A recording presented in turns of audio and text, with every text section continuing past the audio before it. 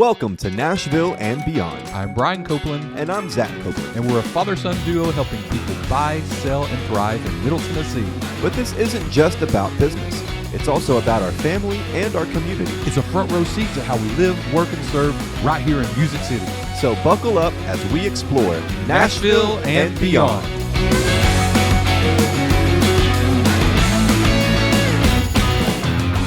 Well, I think you can learn a lot about a person by how they talk about their pets. Yeah, pets are, they're part of life. They're part of family. The more they're around, the more you just fall in love with each one of them. They all have their own little personalities, and it's just sweet.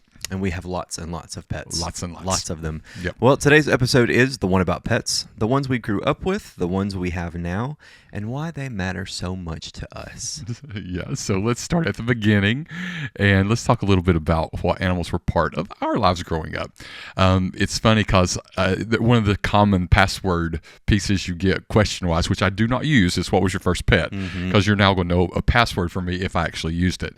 But our very first pet was a collie. Okay. Named Hobo. Oh, nice. And so I have a very sweet kinship with that whole breed of collies. I've never owned another collie ever since, but Hobo was just like a protector.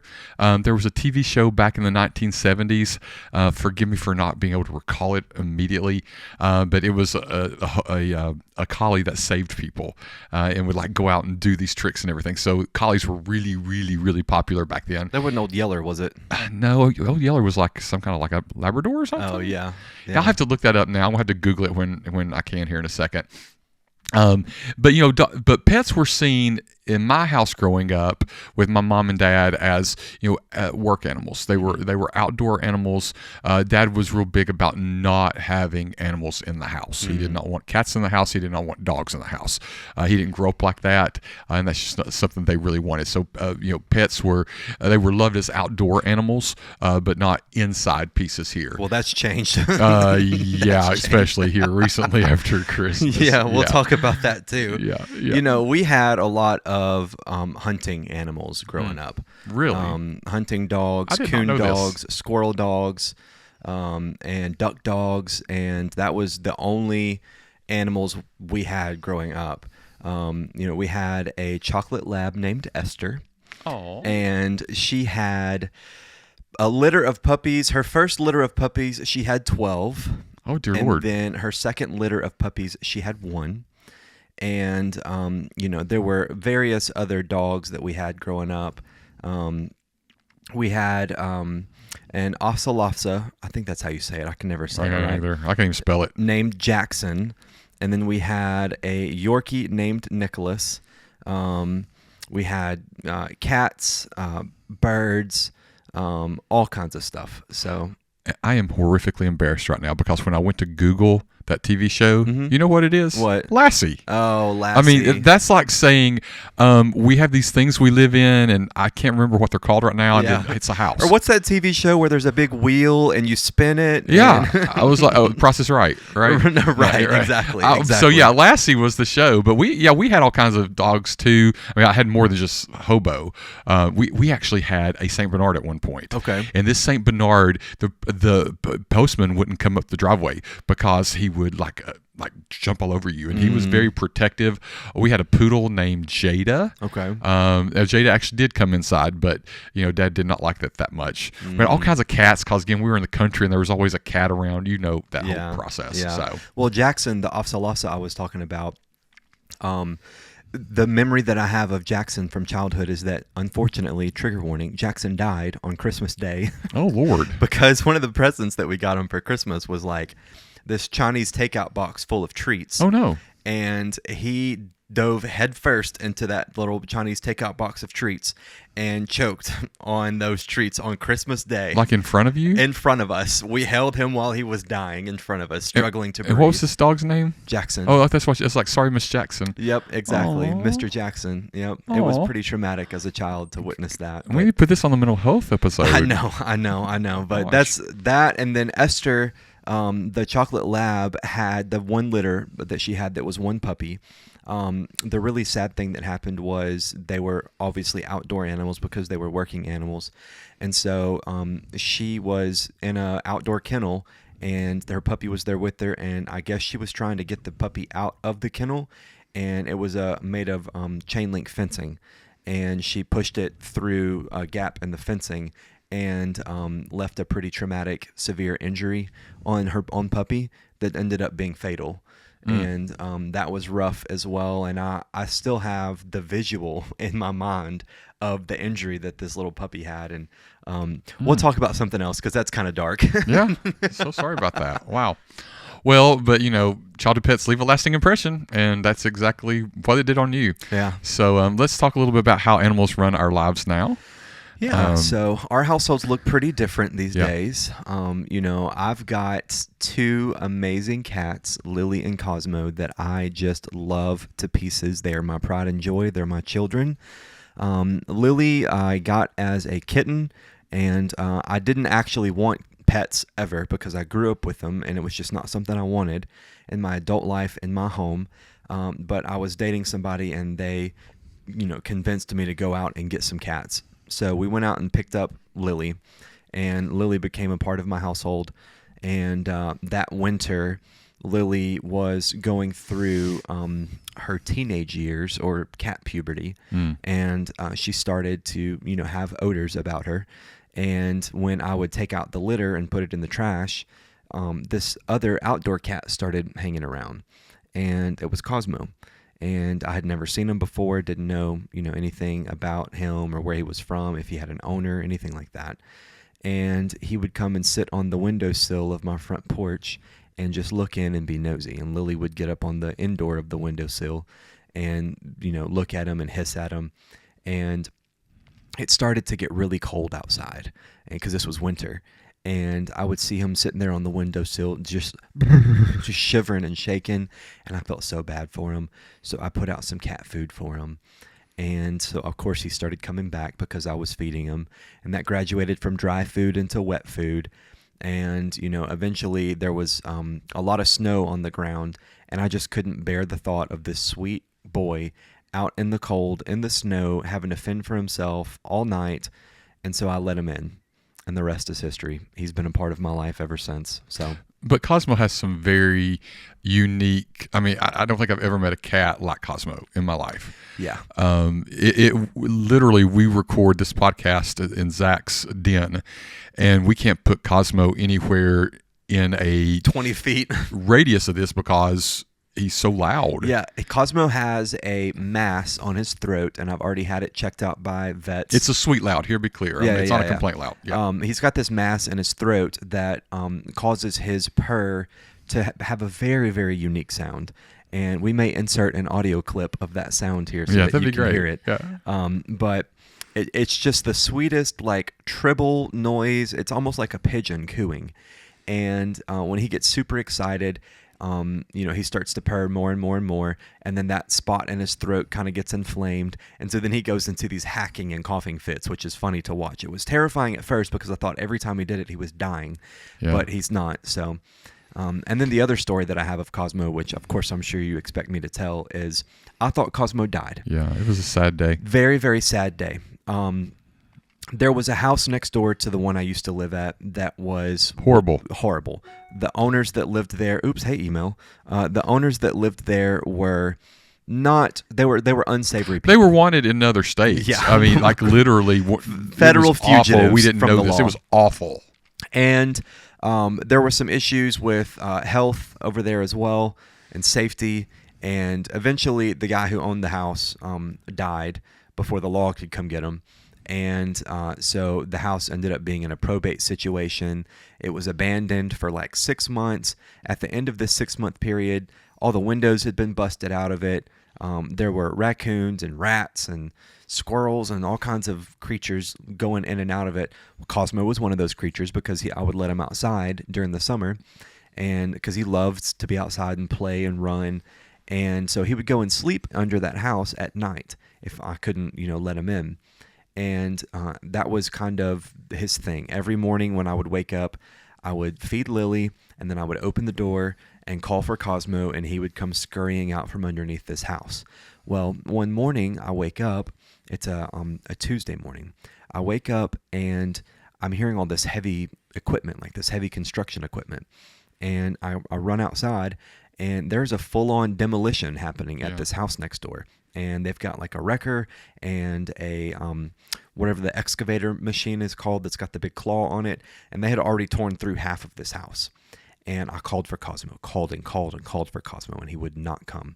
And I was panicked. I thought, this cat has been crushed under this house, or he is in the process of dying right now under this house, and there's nothing that I can do to save him or to rescue him. And I was distraught, like truly distraught. For 2 days, I was in mourning. And then on Thursday, I called my dad, Greg, your husband, and I was like, hey, I've ordered this cat memorial statue off of Amazon. It'll be here tomorrow. I would love it if you could come over and if we could just have a memorial service for Cosmo, because I wanted him to have a funeral. And so the next day, I wake up to a notification on my phone from Amazon because they had delivered this package overnight. And, normally they will like take pictures of your package when it arrives on your porch or whatever. So I open the email and I start scrolling and I look.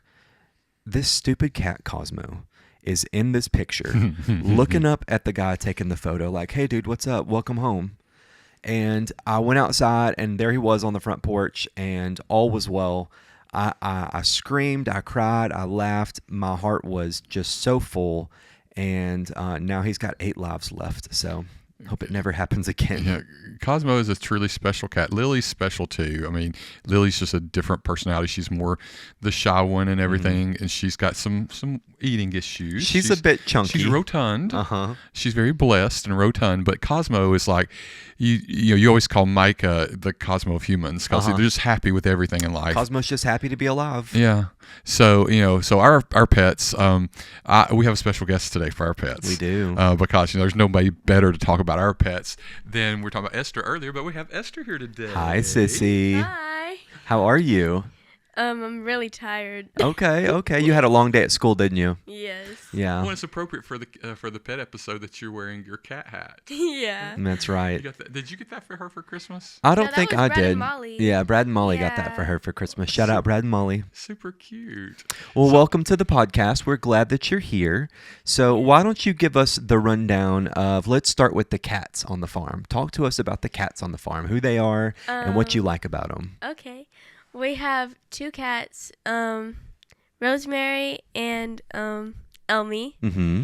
They are very, very sweet, at least to me. Okay. Elmy will bite. Okay. Like, she'll act sweet. Uh-huh. She'll, like, do, like, those, like, circles around you. She'll purr. And then you try to pet her. Uh-huh. And then she bites. Yeah. Very, very harshly. Yeah. Remember when Aunt Whitney came over to the house? Oh, yes.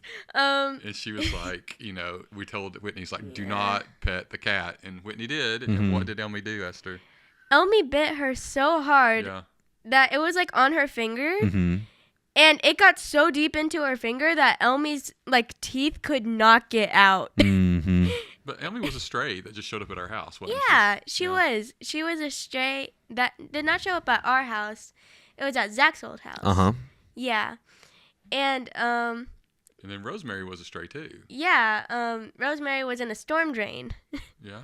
And funny story about Rosemary, Micah named her after spices, and if she was a boy, he was gonna name her after another spice that started with an R that I cannot remember. I think it was oregano he was going to name her if it was a boy. Yeah, an R. that's that Craig Bullard influence on her right there. Oregano. Well, what was so funny is Micah's allergic to cats and not a big cat fan. Uh-huh. And I wake up one morning, and Rosemary wasn't supposed to stay. Mm-hmm. She, again, was in a storm drain. She was supposed to go find a home with a cat rescue or whatever. Well, all of a sudden, here comes Micah with a letter on my computer when I wake up the next morning. It says, hey, I know I'm not crazy about cats, but could we please keep this cat? And he got attached to it. So there's Rosemary, that's our cats, and then let's talk about the farm animals next. So what's out in the fields? Yeah, we have Dad would say this is wrong, but I'm just gonna say how I feel. We have too many chickens. Oh. We have 2 cows. We have a lot of goats. we actually have like 6 babies Oh, nice. that were born on like the 15th. Nice. And of course our cats, and we have like now 5 dogs. Mm-hmm. Yeah.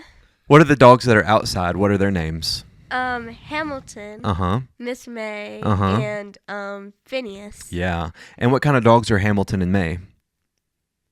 They're doodles. Bernedoodles? Bernedoodle. Nice. And Aussie. Aussie Doodle. Nice. Yeah. And then Phineas is a Great Pyrenees, right?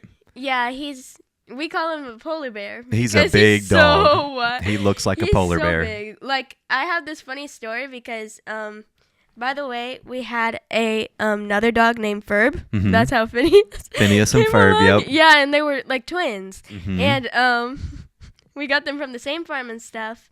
And when one time when I was like 6 or 8, Uh-huh. then we went out, me, Micah, and Dad, and and I started running through the field because Mhm. I usually would, but we had just got the dogs, so I was like, forgot that Dad said not to run through the field, Mm-hmm. and they were still pretty new to me, so they had trampled me. Oh, wow. Little too. Yeah, I was like really, really little. I had only weighed like 90 pounds. Mm-hmm. So they had made me go like fully onto the ground. I did not touch any poop, which was good. Good. And Because there's lots of poop on the farm, isn't there? but this was also, I think, before we got the cows, or like right after. Okay. So Well, Micah goes out and poops in the field sometimes, so that's... he is an animal. Me and Micah just had this one-on-one combat this morning. Oh, nice. And nice. but the dogs had trampled me, and they had made my knuckle bleed. Oh, yeah. Like my ring finger on my left hand, my knuckle was bleeding. Wow. So What a great memory you have. yet I still cannot remember to pick up my clothes. That's okay. That's okay. So talk to us about what happened on Christmas Day this year. Oh, Christmas Day was a lot. On Christmas Day, then we got just a little like to rewind. We used to have these 2 chihuahuas. One was named Baby Girl, Uh-huh. and one was named Flea. Mm-hmm. Flea's name came because he was from a flea market. Oh, And Baby Girl was because, like, that's kind of self-explanatory. sure. And they had died. Of course. We missed them a lot. We miss them. But here's the thing. One was blonde, and one had white on them, but they were black, Okay. primarily. On Christmas Day, Micah opens this like box, Uh-huh. and it's like a pretty big box. Uh-huh. It had some gaps, and I was kind of confused because like Papa's the ultimate gift wrapper. Yeah. He will like wrap everything to the point where you can barely open it. Yeah. Yeah. We all know this. Uh-huh. And when we opened it, at first I was like, wait, why is that box like so like opened? I'm so confused. Uh-huh. And Micah opened it. At first he thought it was going to be like a snake or something. Yep. I don't know what was going through his mind. And me and Papa were about to like smack him upside his head. We were just like, open it. And Yeah. out comes Waldorf. Nice. A little blonde chihuahua Uh-huh. that looked exactly like Baby Girl, Uh-huh. and same personality, funnily. And then I get a box. Mm-hmm. He said that it was going to be supplies, but it still had the openness. But I was like, there's no way that these dudes brought 2 puppies. Yep. And then there was another puppy, and his name is Statler. Nice. So you got 2 Chihuahua puppies for Christmas. Yes. Waldorf and Statler. And how did that make you feel? Very, very excited. Good. Micah keeps on talking about how he's like still like not ready and stuff. Uh-huh. To me, like just like personally. Yeah. And I'm just always like, Micah, they're puppies. They're chihuahuas. They're your favorite animal. Just Mhm. chill. But I'm really, really excited to have the puppies. Of course, they're very, very whiny, and they just learned how to bark. And I just looked at Papa like, they just learned how to bark, because they will keep us up at night if they keep on barking. Yeah. Yeah. Yeah. So what's it like taking care of them? Because you have some responsibilities with these pets too, don't you? It's more than some. Okay, tell me about them. So, of course we have to take them out. And we figured this out, like, within, like, 2 weeks of them being here. They can walk upstairs. Not Nice. down, but they can walk upstairs. Nice. Which seems to be easier for dogs, Yeah. I've noticed. And, whenever they'll, like, walk up the stairs, it's like, we'll take them outside Mm-hmm. in, like, this little, like, back part next to our pool. Mm-hmm. And, and then they will, like, walk up the stairs when they are ready to come in. They will just be like, okay, I'm ready. And then they'll both walk up. And we'll just have to open the door, and then Statler will run inside. And it depends on what mood Waldorf's in. Whether he will run inside or just stay out there and be stubborn. Well, it's been sweet because Esther's probably our most faithful listener to the podcast. And she was like, you know what? I want to be on the podcast someday. And what a perfect episode for you to join us on today, Esther. Thank you for being our special guest, Thank you for Sissy. being here today. Clap for her, everybody. Yeah, everybody. Clap, clap. Clap for her So- right now. Clap. So when we come back, we'll talk about the pets we don't have and why. We'll be right back.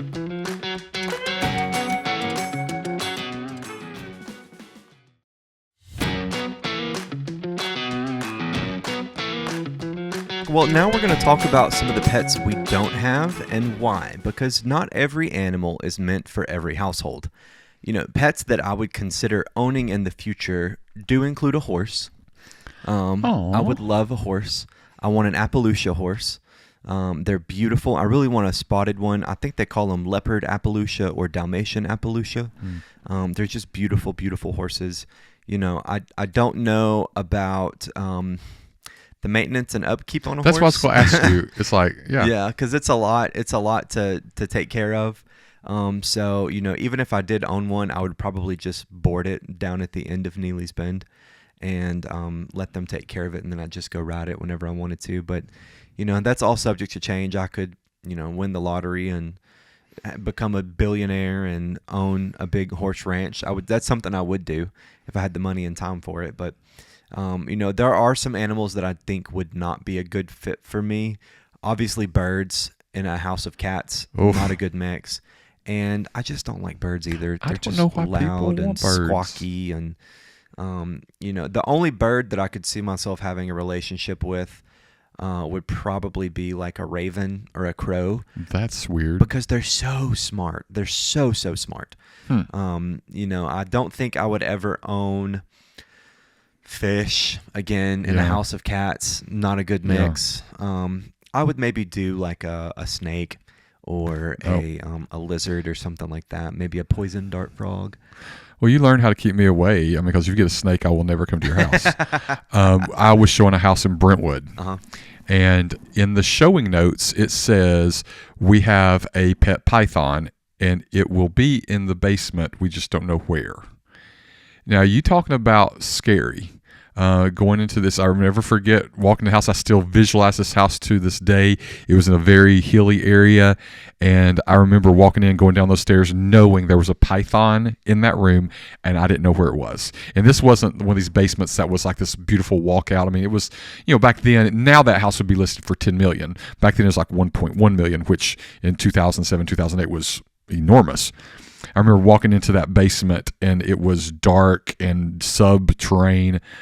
It was so uncomfortable. So if you got a snake, I would probably never come to your house again. I just couldn't do it. Well, for all of you out there listening who are snake owners and wanting to list your house, just don't tell him, tell me. No, call you, and I'll go come handle list everything. it, and I'll just have him come take the photos. Yeah. And Well, I don't know if I can even do that. We'd be hire somebody for that. So what are some other animals that you've thought about maybe adding to the farm? Yeah, well, I mean, not that, my whole life I've always wanted a monkey. I mean, that's always been like, I remember when I was little, I begged my parents for a monkey. I begged and begged and begged. And it's all Michael Jackson's fault, because he had, the chimpanzee. And we go to those school book fairs and you have these posters, and I always get the monkey posters, and they dress them up in, little doll clothes. And then, monkeys are like the worst animals to have in the world. I mean, they're not Yeah. made. They're not made for people at Yeah. all. And so the more I started reading about it, because honestly, as an adult, I thought about it. I thought, I'm gonna get a monkey, and then it's like, no, this is like having a child who can't take care of themselves. Yeah. I mean, this is not the kind of, and it's a lifelong commitment. Mm-hmm. So that was, and then of course orangutans became a huge deal. So, those were fleeting moments. We were at, there's this horrible animal auction that we go to get cattle at, but they also have exotic pets. And so they would have like some animals come out. It's interesting to watch. I can't say I would buy any of them. They had one called a crabbit, which was a mix of a cat and a rabbit, which again, I don't believe that's what it was, or I don't, in my mind, don't want to believe. It's interesting to see some of those things, but I can't say I'd ever have any kind of exotic animal. Now, the one animal that most people don't know that I'm crazy about, that I would absolutely have if the kids would allow me, that's a frog. Yeah. I love frogs. I think they're the cutest things in the world. When a frog gets in our pool, I'm the first to get out there and play with it. I love the teeny tiny ones. I love the big old fat ones. I absolutely love frogs. What is it about frogs? I just think they're cute as can be. I think they're just, I don't know. Micah's got that big dresser in his room that's a frog. Yeah. I got that when he was a baby because I just love them. I don't love turtles like that because usually turtles and frogs go hand in hand. Mm-hmm. But I think there's something about snapping turtles and just the not trusting them. Yeah. That I just couldn't do. What about a chameleon? Would you ever own a chameleon or a gecko or something They're too like much. that? They're too snake-like. Okay. And while you may say that seems more like a frog, there's just something about that feels very to me. Yeah. I'm trying to think of like other. We had alpacas. We rescued some alpacas. Mm-hmm. We've had donkeys, but most of those animals we've gotten in, they've been older and needed rescue. Somebody's called us from another farm and said, "Hey, this is an aging person who needs some assistance with this animal." So we only had those animals for 1 or 2 years before they passed away. Yeah. But I did enjoy having the alpacas. Yeah. Alpacas are just sweet animals. They're just I don't like the shearing process. Because they get really hot. But I would totally have alpacas again. Yeah. I can't say I'd have rabbits again. We had rabbits, years ago, and they're just, they're moody. They'll bite you, they'll claw you, all those things. So I'm going to stick with frogs and dogs and cats. Nice. Yeah.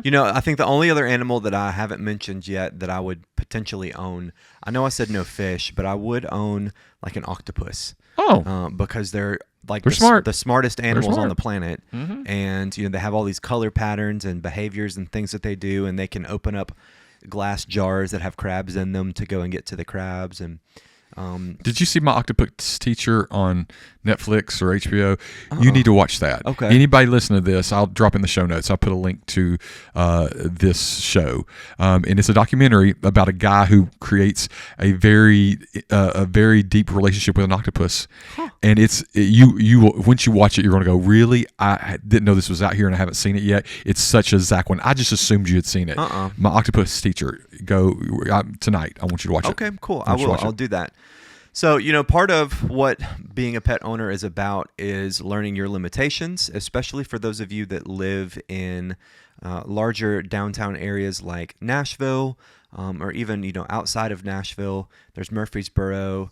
You've got other kind of larger cities in the area. But, when you have an animal like that, one of the things that you have to think about is how are you going to take care of them, even if you're in a small apartment, a small condo, a small townhouse. So there's something deeper going on here. Pets aren't just animals, they shape how we live. So I'd love for you to tell me about what owning a pet in Nashville looks like. Yeah, and that's one of the things we always get when we get buyers and sellers, when we're talking about people. Pets are part of Nashville life. And I know you're in every city, you say, oh gosh, everybody has pets. In Nashville, they're super special. Yeah. Especially in the urban core, East Nashville, Hillsborough Village, everyone has dogs. And so if you're a landlord, you really don't have this option of saying no pets allowed. I mean, it's going to pretty much take you off the marketplace for the landlord tenant market. When it comes to actually buying a home, we hear all the time, I have to have something for my pet, and that becomes a density issue. We talked last week's episode. We talked about infrastructure, and the more housing density you have, the less green area you have. Right. So we're seeing a lot. If you go downtown, right across from the new Nashville Yards area, there's an amazing building, and it's got a dog park there. But it's right there across the street from the YMCA. Very busy road, but there's murals in there with a big dog paintings on them, green space, all that. You got to think about if you're going to move into a townhome, do they have a space for your dog to go run and stretch and play? One of the joys, though, in Nashville is as part of our greenways area, usually there are dog parks that are integrated into metro parks. Greg and I used to live on Boscobel Street in East Nashville, and it was right beside the dog park. And so, in those dog parks, you've got, a small dog area and a large dog area. And the way that they're created where, you can't escape easily, so it's a good safe zone for everyone. Richland Park's got a dog park. They're just all over Nashville. So make sure that when you're looking for a house here in Nashville, that you understand, if you're a dog owner, if you don't have that backyard, that you have proximity to the parks. It will be really important for you there. There are some of the towers downtown that have dog parks like on the 10th or 11th floor, where you can overlook the city, which I think is so cool. Oh yeah, and you have to for this. There's a 55 plus community in Hermitage, Donaldson area called Parkview, and they've got a huge dog park right in the middle of the neighborhood. In the same way, they have a small dog park and a large dog park, and they do not allow them to mix. And people are and I just love how people really integrate dogs into that area. And then of course there's all kinds of resources here in Nashville for animals. There's we've got an amazing humane society here, a lot of rescue areas, a lot of people who are doing that work. I won't say where, but we're aware of like a place, unfortunately, where people dump cats. And NPR, I did a story with NPR on this, and we're very specific about not giving the location because we don't want people dumping animals there. Yeah. But unfortunately, people dump there. But there's a whole group of people who make sure this cat colony is handled. Yep. And it's sad, but people do love animals, so the welfare of animals are very near and dear here in Nashville. One of my favorite places, my nephew Clay loves going there for his birthday. There is a cat house in Berry Hill, and it's literally a cafe where all the cats are just running around. Many of them are cats that need rescue, but in that period they get to just live, and kids can come play with them. You can go have coffee with them, all those things. If you're not familiar with that cat house down Berry Hill, go look it up, go visit. It's super cool. The Humane Society over on White Bridge Road, behind Sprint's, an amazing facility. Maya actually does a lot of Maya's at our church, and she's our children's minister. She does so much animal welfare work, and hearing the things that she's going through every day, she opens our eyes to a part of Nashville we don't see, because she's working with sick animals, and just to hear all the good work that's happening here, that's not people profiting off of it. They're just doing great work. It's cool to see. Yeah, it really is. And I think one of the things about animals, whether you've rescued them, whether you found them at a shelter, whether you found them as a stray on the street, there's really nothing like the bond between a pet and the pet owner. For me, Lily and Cosmo are two of the biggest joys in my life. They're your children. They really are. I care for them so deeply. They comfort me when I'm down. They, lift me up when I need a laugh. They each have such distinctive personalities. They act like they don't know what the word no means, but they do. And they'll be stubborn and ornery until I get up out of my chair, and then suddenly, oh yeah, that's what no means. And then they decide they're going to start listening. They give me grounding, even in, some of the depression that I went through in the early 2020s, which we had talked about on the mental health episode. Lily was a big reason I was able to survive that period. Because when I was emotional, I went through a rough breakup during that time. She was there for me, and kind of was that thing that gave me a living, breathing object to take care of. Yeah. And when that responsibility of another life is in your hands, it kind of changes the way you think about your own time and your own day and your own schedule, because you just want to make sure that they're happy too. And, I've spent lots of money on them, getting them taken care of. Cosmo's been to the emergency vet twice now. And, both times it was because he had a little sniffle. And then he woke up the next day, and it was full on. He can't breathe. He's panting out of his mouth, and I'm panicked like a parent. What we do I were do? all at the veterinarian's office, all 5 of us there. Yeah, everybody came because I was just tore up. Yeah. Rushed with him to the emergency room, and poor Lily just had no clue what was going on. So, for me, the bond is different. Cats, I've never really been a cat fan. Greg had Alex and Bailey when we first got together. And I went through a really rough time when Greg and I first got together, and Alex did not leave my side. I laid in bed, and I was just so sad. And Alex just stayed with me. And from that day forward, I always had a special bond with Alex. When it comes to my bond with the dogs, the new puppies, I kind of have said when we got them that they're mine. I want to take them into my senior years. I want to be that little old man walking around with the dog strapped to me. I want one on one boob, the other on the other boob, and just let them sit right there. And at night they come and they sit with me. They're spazzes on the floor, but when you put them in your laps, they just want to love and cuddle. That's what I love about Chihuahuas. They're just so sweet. And Flea and Baby just, they lived a long life. I mean, we got them when they were babies, and they lived 16, 17 years with us. So that was rough when they passed. I mean, we also lost Ladybug at that point, which was a rescue Great Pyrenees that we also had. And they all died in that same little range of old age. Yeah. And we always bring in hospice care. It's tough for a pet to cross over, but when they have to cross over just naturally, it's hard. Yeah. And when they're on their last days. And so we brought in hospice for 2 of them. And then when we thought Flea, he's going to cross over, he crossed over on his own, and we already had hospice scheduled. But you just know, and that's the bond you have. You kind of know when their life's over. It was hard. We bawled our eyes out, but we know they lived a great life. Yeah. And I remember that baby girl day when the doctors came and, administered the last rites, as I'll call them. And one of the sweetest things to me, and I will never, ever forget this for the rest of my life, was that even the dog, while it was in the process of passing over, and I'm getting emotional talking about this, Dad laid his hand on the dog and prayed for it and gave it its last rites. And I just thought that was so beautiful.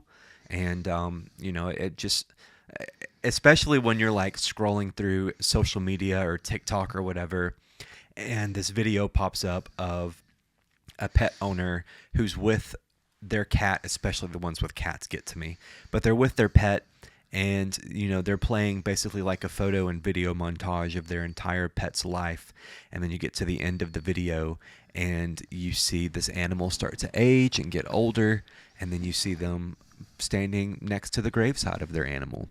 Yeah. And it makes you really value and cherish those times that you have with your pets, even when they're little assholes. Yeah, and full disclosure, just know it's been an emotional day. We had a listing appointment today that not all of our days are beautiful. Zach's cried his eyes out today. Yeah. When I got home, we kind of had to we're supposed to record earlier today, but just needed a break. We ended up in a situation where someone's needing to move. There's pets involved, and when we got to the car, Zach just broke down crying. It's like, because what we do when it involves not only pets but people, and life transitions where they may not be able to come back to their home because what life has dealt them, it's just emotional. Yeah. So it's sorry for our somberness today. It's been because this isn't just something we do because we do it.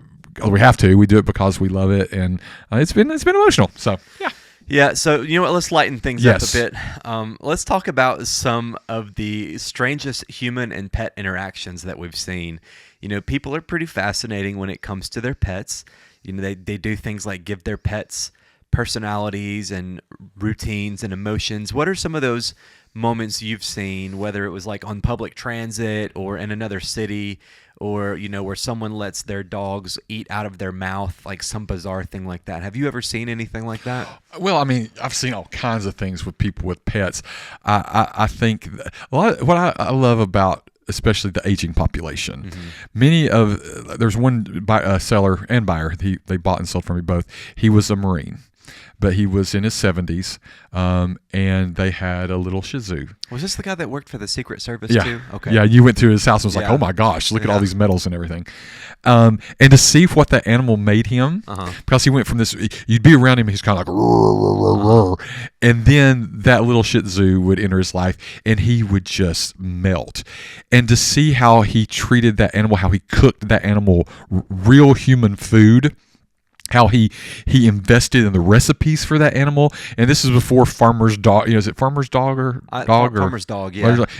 These services were in place. That he was, he had a menu for this dog. He was probably spending, hundreds a week just on his dog's menu to make sure that dog's health was handled well. Yeah. I love seeing those kind of things, those extra special love pieces. I think we all have seen the situations where people are over the top with their animals, and they, they become really defensive with those animals. And again, I appreciate the advocacy for the animal, but man, there's been some situations where I've seen on airplanes and I've seen in restaurants some things kind of get out of the area of comfort there, but those have been my things. Especially when people who have, I love service animals and I love the work that they do. Yeah. There are, and everybody knows this, there are people out there who have non-service animals and they will lie and say this is a service animal. Yeah. So that they can bring their dog into the grocery store with them. Like, it's really not that important for that dog to ride around in the cart with you in the grocery store and get pet hair all over the produce that's out there. If it's a service animal, totally respect that, appreciate that. They do a valuable service. I love the videos that are on social media. They got really popular maybe 2 years ago, where they have these buttons that you can put out on the floor for your animal. With the owl? And, Just kidding. No, not with the owl. They have these buttons you can put out on the floor, and each button is you can record your own voice into this button, and it can say things like, the Staples button that you push. You remember those commercials? They're buttons like that. Okay. And you push it, and it says something like out, play, food, laugh, happy, sad, and people record dozens, sometimes hundreds of these different buttons, and they'll lay them out on the floor for their animal. Aww. And their animal will start to learn, okay, if I push this button that says food, they know that I want food. If I push this button that says play, they know that I want to play.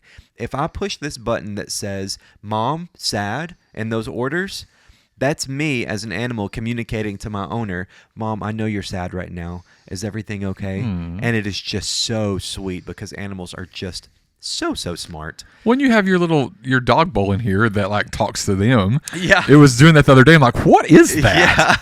Yeah. It's an automatic cat feeder, and it's for any pet really.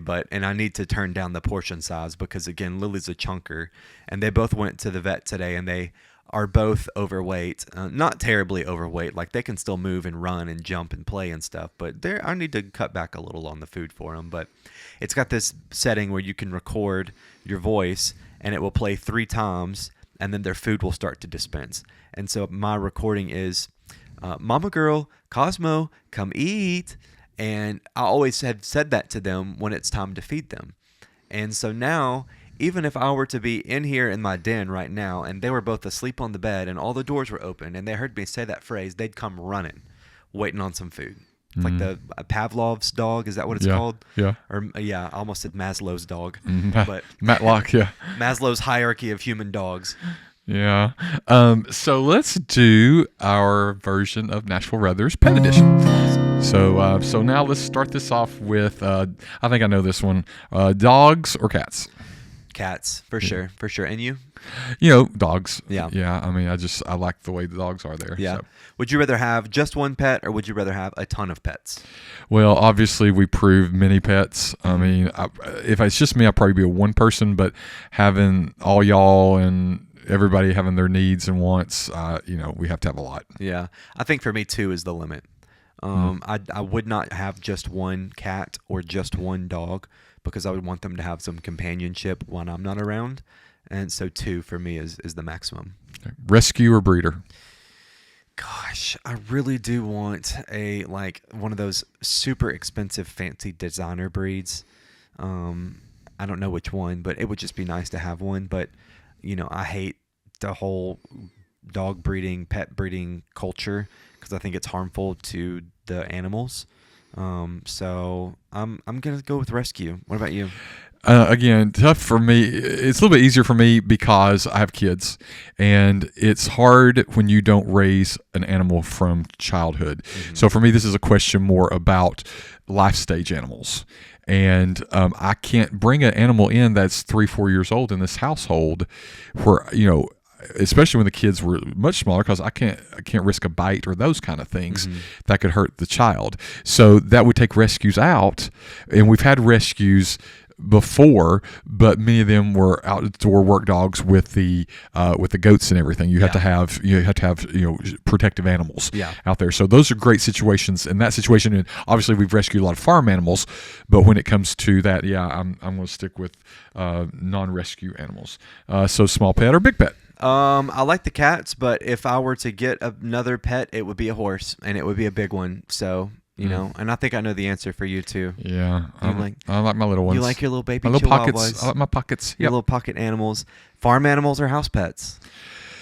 Oh gosh, the farm animals are so. There's just something about the life they bring to land, and while I don't spend a lot of time with them, simply just because I don't have time, and going out there is a whole ordeal and all that. There's just something sweet about having life on the farm like that. So I'm gonna go with farm animals. Yeah, if I had a farm, I would want farm animals, but for now I'm happy with the house pets that I've got for sure. All right, final one: early morning feedings or late night walks? I have all the feedings done automatically, so it doesn't really affect me. And neither of my cats would ever go outside Cosmo would go outside for a walk, but he might not come back for 3 days. So yeah. Well, I like getting up and getting going to the gym. So the early morning feedings, like when the puppies were little, I was having to get up at like 4 and handle everything. I don't like that. I like to get my mornings going. So I'm going to be the late night walk guy. So yeah. Yep. Well, that feels like a pretty good place to land for today's episode. Pets are truly companions. They are friends. They are family. They're with us through all different seasons of life, the happy times, the sad times, when we are rejoicing and when we are just down in the dumps. They are there for us. So. And, if you have animals, please take some time this week to appreciate them. Give them that extra treat, give them that extra nuzzle, give them that extra little belly rub. Yeah. Because sometimes, we get so caught up in the routine, especially in the new year, and we forget those animals. So take this moment right now. If you're not in your car and you're home with your pets, go love on them. And tell your cat I said pss, pss, pss, pss, pss, pss. Whatever that was. Give your cat some pss, pss, pss, pss, pss for me. Well, this is Nashville and Beyond. Thanks for listening. Bye. This podcast is for educational and entertainment purposes only. It does not constitute legal, financial, or real estate advice. Listeners should always consult licensed professionals for guidance specific to their situation. Brian and Zach Copeland are licensed real estate agents with Compass 615-522-5100. Music Dusty Boots by Eco Leaks, Nashville and Beyond, copyright 2026.